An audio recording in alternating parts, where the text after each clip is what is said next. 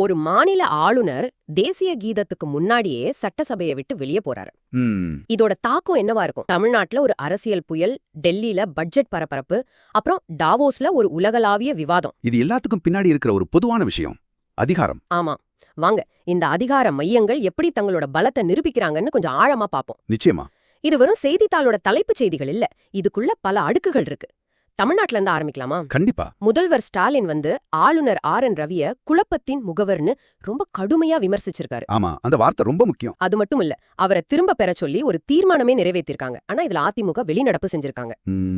இது ஒரு சாதாரண அரசியல் நிகழ்வு இல்ல, இத ஒரு கான்ஸ்டிடியூஷனல் எஸ்கலேஷன் சொல்லலாம். கான்ஸ்டிடியூஷனல் எஸ்கலேஷன் அதா கொஞ்சம் விளக்க முடியுமா? அதாவது இதன் பிறகு மாநில அரசுக்கும் ராஜ்பவனுக்கும் இடையேயான அந்த டிப்ளமேட்டிக் சேனல்ஸ்னு சொல்லுவாங்கல்ல, அது கிட்டத்தட்ட துண்டிக்கப்பட்டுருச்சு. ஓஹோ. இது ஸ்டேட் சென்டர் உறவுகள்ல ஒரு பெரிய விரிசலை உருவாக்கும். அப்போ அந்த தேநீர் விருந்து புறக்கணிப்பு எல்லாம் இதோட தொடர்ச்சியா? அதேதான், அது அந்த விரிசலோட வெளிப்படையான ஒரு அறிகுறி. இதே தமிழ்நாட்டுல இன்னொரு அதிகார முதல் நடந்திருக்கு. நடிகர் விஜயோட தமிழக வெற்றி கழகம் தவக. ஆமாம், அவங்க மெரினாவுல நடத்தவிருந்த ஒரு நிகழ்ச்சிக்கு காவல்துறை அனுமதி மறுத்திருக்காங்க. சட்டம் ஒழுங்குதான் காரணம்னு சொல்லிருக்காங்க. இதுல இருக்கிற அரசியல் வியூகத்தை நீங்க பார்க்கணும். இந்த தடை தவக கட்டமைக்க விரும்புற ஒரு நரேட்டிவ். என்ன நரேட்டிவ்? அதாவது திமுக அரசு எங்களை அரசியல் ரீதியா பழி வாங்குதுங்கிற ஒரு கருத்தை மக்கள் மனசுல விதைக்க பாக்குறாங்க. இந்த தடை அவங்க கதைக்கு வலு சேர்க்கிற மாதிரி அமைஞ்சிருச்சு. புஷி ஆனந்த் கூட திமுக அரசின் சர்வாதிகார பயம்னு சொல்லியிருந்தாரே. சரியா சொன்னீங்க. அது விஜயோட முதல் அரசியல் நிகழ்ச்சிக்கு ஒரு பெரிய விளம்பரமா மாறிடுச்சு. இது மாநிலம் முழுக்க சின்ன சின்னதா ஃபிளாஷ் ப்ரொடெஸ்ட் உருவாவதுக்கு கூட ஒரு தூண்டுதல் அமையலாம். இது போன்ற ஆழமான அரசியல் அலசல்களை தொடர்ந்து பெற எங்களோட ட்ரெண்ட் ஃபோக்கஸ் தமிழ் யூடியூப் சேனலை சப்ஸ்கிரைப் பண்ணுங்க.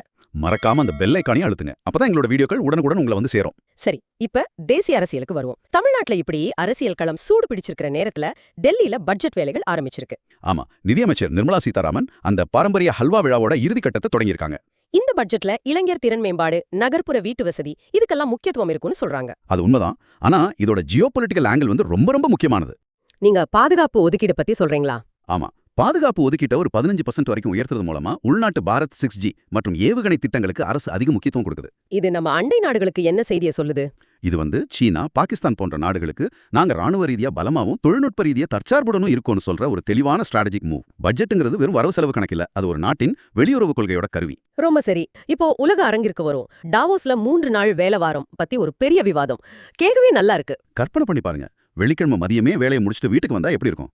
தொழில்நுட்பம் உற்பத்தி திறனை அதிகரிக்கிறதால இது சாத்தியம்னு சொல்றாங்க. சம்பள குறைப்பு இல்லாமலா? சம்பள குறைப்பு இல்லாம, அதுதான் AI டிவிடெண்ட். ஆனா இதுல ஒரு பெரிய குளோபல் டிவைட், ஒரு உலகளாவிய பிளவு தெரியுது. அது எப்படி? ஸ்காண்டினேவிய நாடுகள் இத சோதனை செஞ்சு பாக்குறாங்க.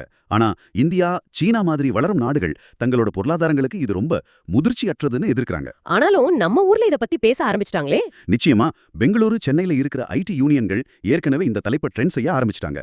இது இங்க இருக்கிற MNC நிறுவனங்களுக்கு ஒரு புதிய அழுத்தத்தை உருவாக்கும். நாங்க விவாதித்த இந்த விஷயங்களை பற்றி நீங்க என்ன நினைக்கிறீங்கன்னு தெரிஞ்சுக்க நாங்க ரொம்ப ஆவலா இருக்கோம். உங்க கருத்துக்களை ட்ரெண்ட் ஃபோக்கஸ் தமிழ் யூடியூப் சேனலோட கமெண்ட் பிரிவுல பதிவு பண்ணுங்க. உங்களுக்காக ஒரு இறுதி சிந்தனை.